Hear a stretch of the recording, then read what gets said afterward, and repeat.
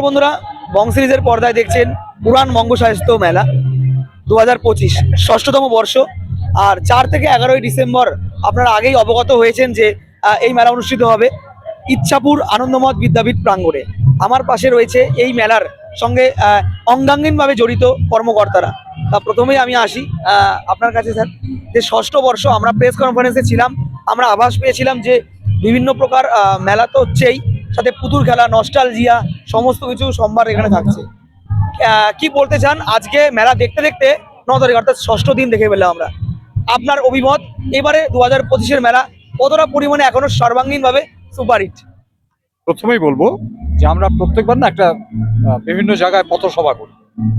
পথসভা করতে গিয়ে আমাদের কি আসছে, কবে থেকে কি হবে সেগুলো জানানোর সঙ্গে বিনীতভাবে প্রার্থনা করি যে বাংলা সংস্কৃতির জন্য ঘরে ঘরে যে ছেলেমেয়েরা লড়ছে, অর্থাৎ আজকের ডিজে, আজকের যে চমকদার সংস্কৃতি, সেই তাকে দূরে সরে রেখে প্রথাগত উত্তরাধিকারের মাধ্যমে বাংলা সংস্কৃতি, বাংলা লোকগান, বাংলা রবীন্দ্রসঙ্গীত, বাংলা নজরুল গীতি, বাংলা গানের সাথে নাচ, বাংলা কবিতা, বাংলা কবিতার আবৃত্তি, দলগত, একক, দলগত নৃত্য, একক নৃত্য, এই যে চর্চা করে বাচিকতা, তারা যে বাংলার সংস্কৃতিকে অনেক ঝড় ঝঞ্ঝার মধ্যেও বাঁচিয়ে রেখেছে। কারণ একথা তো বলতে অস্বীকার করা যাবে না যে বাংলার সংস্কৃতি আক্রান্ত।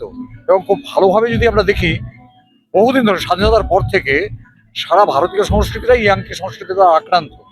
সেখানে ইদানিং কি হয়েছে, দেশীয় শত্রু জন্মে গেছে। শুধু ইয়াঙ্কি সংস্কৃতি নয়, ভারতবর্ষের মধ্যেই কেউ কেউ বাংলা সংস্কৃতিকে অবলুপ্তির পথে ঠেলে দেওয়ার জন্য উঠে পড়ে লেগেছে। এইরকম একটা সময় সব লোভ মোহ এড়িয়ে যারা এই সংস্কৃতিটা করে তাদের সমর্থন করতে মাঠে আসুন, এটা আমরা প্রত্যেকবার বলি। এবং কিছুটা বুকে ব্যথা নিয়ে বাড়ি যাই যে পরিমাণ যে সংখ্যায় লোক পেলে আনন্দ পাবো বা উত্তরণ হয়েছে বলবো, সেটা কম থাকে। এবার কিন্তু আজকে আমরা ষষ্ঠ দিনে আছি, এখনো দুটো দিন পুরো বাকি আছে।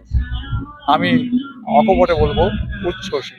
আর যেমন জনগণ যারা এসছেন তাদের অভিনন্দন জানাই, স্কুল কর্তৃপক্ষ তারা যেভাবে মাঠ দিয়ে সাহায্য করেছেন তাদের অভিনন্দন জানাই, পৌর কর্তৃপক্ষ এবং পশ্চিমবঙ্গ পুলিশ প্রশাসন তারা যে অনুমতি দিয়ে আমাদের পাশে দাঁড়িয়েছেন তাদের কুর্নিশ করি। আপনাদের মতো সংবাদ মাধ্যম যারা আমাদের এই কথা মানুষের কাছে পৌঁছে দিচ্ছেন প্রথম দিন থেকে বা প্রথম দিনের আগে থেকে, তাদের কুর্নিশ করি মাঠ ভরা মানুষগুলো আর মঞ্চে যারা নিঃস্বার্থে নেচে গিয়ে যাচ্ছে তাদের জন্য। আজকে ষষ্ঠতম বর্ষে পুরাণ বঙ্গ সংস্কৃতি ষষ্ঠতম দিন। একটা বিশেষ প্রশ্ন জেনে নিতে আপনার কাছে, পার্শ্ববর্তী বিভিন্ন জায়গায় আমরা দেখছি মেলা হচ্ছে, কিন্তু মেলার যে সার্থকতা, মেলার যে নামে বই মেলা হোক, বঙ্গ সংস্কৃতি হোক, কিন্তু তার যে নামের মাধুর্য, তার তো না মেলার মধ্যে যা জিনিসপত্র দেখি সেটার মধ্যে লুকিয়ে থাকে। এটা আমরা পুরাণ বঙ্গ সংস্কৃতি পাচ্ছি, মানে খেলাধুলা, মজা, আনন্দ, সবাই সুন্দরভাবে ছুটি গল্প করতে আসছে। বাকি মেলাগুলো নাম না করেই বলছি সেগুলোতে এই অনুপস্থিতি। তো আজকের এই সম্পর্কে এত গম্ভীর যুগে যখন এত পরিমাণে ইয়ং জেনারেশন মেলাতে আসতে, তাদেরকে নিয়ে আসার জন্য পুরাণ বঙ্গ কিন্তু সাধারণভাবেই করছে। তো আপনাদের এই প্রয়াসটা ভাবনা চিন্তা জীবন দেখুন, আমরা চিরন্তন এবং চিরায়ত ভাবনায় বিশ্বাস করি, আমরা বিশ্বাস করি এগিয়ে যাব, কিন্তু আমার যে নিজস্ব সংস্কৃতি, নিজস্ব ভাষা প্রকাশের মাধ্যম, তাকে সর্বাগ্রে প্রাধান্য দিয়ে যদি মিলন এবং মেলাকে আমরা আয়োজন করতে পারি, হয়তো প্রথম দিকে কিছু সমস্যা হতে পারে, কিন্তু সেই সমস্যার প্রতিবন্ধকতা কাটিয়ে কোন জায়গায় পৌঁছানো যায় তার প্রমাণ হচ্ছে ষষ্ঠ বর্ষ পুরাণ বঙ্গ সংস্কৃতি মেলা। আমরা ষষ্ঠ বর্ষে পরিপূর্ণ পূর্ণাঙ্গ আয়োজনে, বিপণনে, বিনোদনে, ভাবনায়, চিন্তায় এবং চেতনায় আমরা সতর্ক। আমরা তুলনায় বিশ্বাস করি না, আমরা নিজস্বতায় বিশ্বাস করি। সকলের জন্য শুভকামনা, তাদের নিজস্ব ধরন, ভাবনা, বিস্তৃতি এবং লক্ষ্য আছে।